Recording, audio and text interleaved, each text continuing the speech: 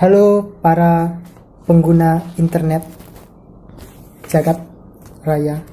Kok jagat raya?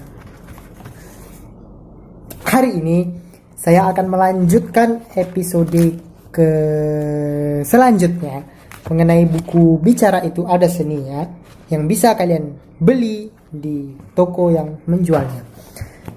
Pembahasan hari ini ialah tentang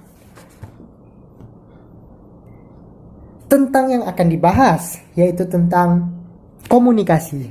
Nah, jadi yang menarik pada pembahasan kali ini adalah topiknya, yaitu ucapan yang menidurkan. Pernah nggak kalian lihat guru kalian atau orang yang bicara gitu? Kalau dia yang bicara, baru 10 menit kelopak mata kita sudah turun sendiri. Semoga saya tidak seperti itu ketika memberikan sesuatu kepada kalian, suatu cerita yang membangun. Nah, jika sang guru mengajar dengan sedikit antusias, maka murid-murid pun akan kurang tertarik kepada pelajarannya. Itulah salah satu alasan kenapa nilai siswa pada rendah. Karena mungkin gurunya sendiri yang kurang antusias. Tapi kita tidak boleh juga selalu menyalahkan orang lain, menyalahkan keadaan. Karena jika kita memiliki tekad yang kuat, apapun hambatan yang menghalang, seberat apapun, pasti ada jalan dan pasti bisa. Ada pepatah yang mengatakan, Samudra Hindia akan kuseberangi, Gunung Everest akan kudaki hanya untuk bertemu denganmu. Ya, gitulah kurang lebih ya. Abaikan. Ya, kalau kita kurang antusias dalam berkomunikasi kepada siapapun, contoh, ya kepada orang lah, kurang antusias kita gitu kan. Nah, bagaimana komunikasi kita itu akan efektif jika kita sendiri tidak antusias kepada lawan bicara kita? Mungkinlah kita menilai dia bahwa dia itu bicaranya kurang mengenakkan, kurang mengasyikkan. Jadi kita tidak antusias berbicara kepada dia. Nah, tidak boleh juga begitu.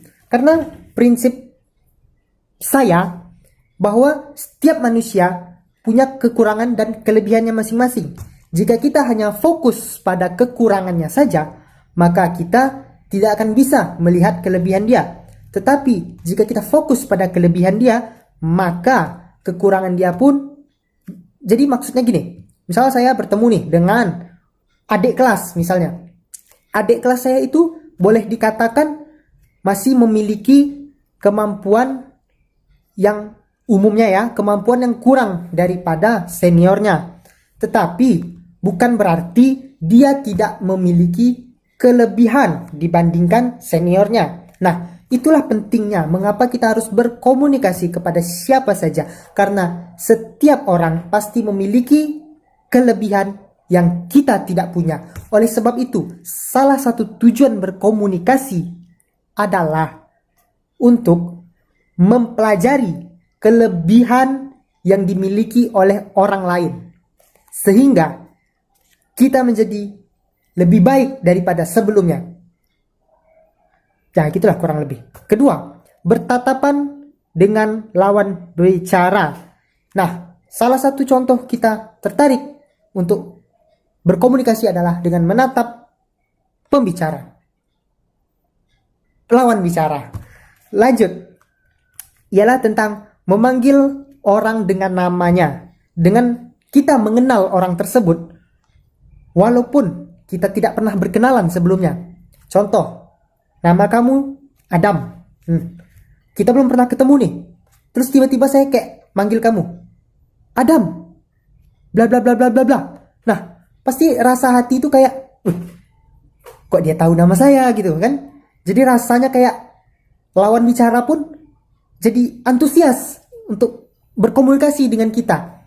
Nah, lalu selanjutnya adalah suara yang datar, kayak suara rekaman radio, mau tidur bawaannya. Jadi suara itu datar, datar, datar, datar, datar, sampai orang tertidur. Tidak berenergi dan monoton. Suara yang tidak mengandung emosi. Nah, kan nggak lucu kalau cerita sedih, tetapi penceritanya datar nadanya. Atau cerita-cerita yang lain lah gitu kan. Diperlukan harus ritme, intonasi suara. Nah, kalau cuma sekedar ngomong bersuara harus berenergi, bersuara jangan monoton. Nah, kurang fair rasanya ya. Kita harus memberikan juga solusi bagaimana agar suara kita memiliki ritme, intonasi, tidak datar, dan mengandung emosi yang menjadikan pendengar tertarik kepada kita. Nah, salah satu cara adalah dengan berlatih di depan cermin, atau kalian bisa juga berlatih di rekaman HP.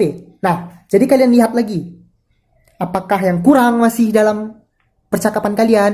Kalian bisa contohnya nggak usah membelilah, membaca cerita dongeng pendek. Ya, kalian baca macam-macam. Contoh, cerita dongengnya menakutkan. Nah, kalian harus rekam diri kalian, lalu kalian bercerita bagaimana kalian harus bisa membangkitkan suasana seramnya cerita tersebut. Bagaimana seram itu sampai ke telinga pendengar. Nah, kalau kalian sudah bisa, kalian latih lagi yang lain. Contoh cerita sedih, cerita galau, yang lain-lain lah.